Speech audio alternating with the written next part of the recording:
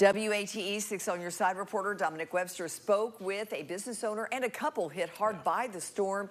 He joins us live now from Sunbright. Dominic. Hey, Bo and Lori. Well, next to me is just a fraction of some of that damage that folks here in Sunbright woke up to in the daylight hours after that EF1 tornado had passed through. Sheet metal, wood, and insulation, and even some glass thrown across the town here as that storm moved through the area. Now, one couple who lives right down the street from where we're located says they were right in the middle of the tornado when it roared through town.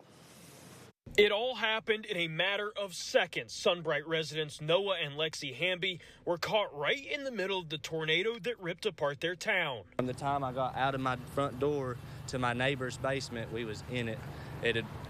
My wife had my 6-month-old, and I had a 4-year-old, and the storm had took her feet out from underneath her, and she landed on her back.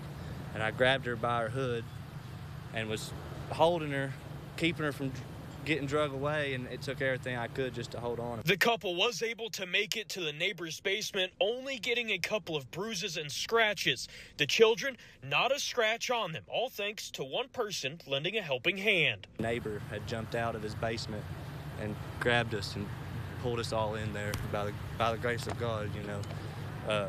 But yeah, it was surreal how helpless you really are in those situations.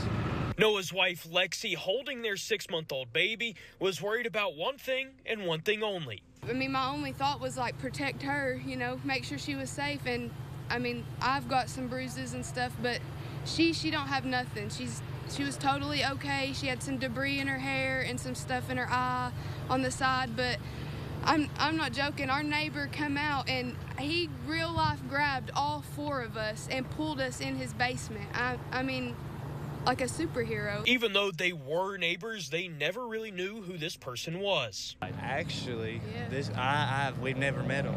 We've waved at them and seen them. It was just, I knew that they had that basement, and when I come running, I was yelling, "Can I get in your basement?" And he said, "Come on."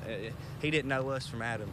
It was the most selfless act of any man. His daughter was right behind him, and he was going out into the storm to grab us.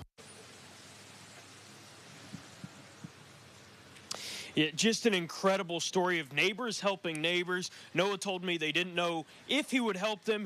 They just hoped that he would. Now, come to find out, that neighbor told them he would not have been home had his truck not broken down hours earlier. Now, again, it's a true testament to the small towns and how tight-knit they can be. And I also spoke to business owner Ronnie Patel. He owns a tobacco shop right around the corner from where we're standing right now on Highway 27. He said he's hoping he can rebuild. He just doesn't know how long or if he will even be able to do so. For now, though, reporting live in Sunbright, Dominic Webster, WAT 6 on your side.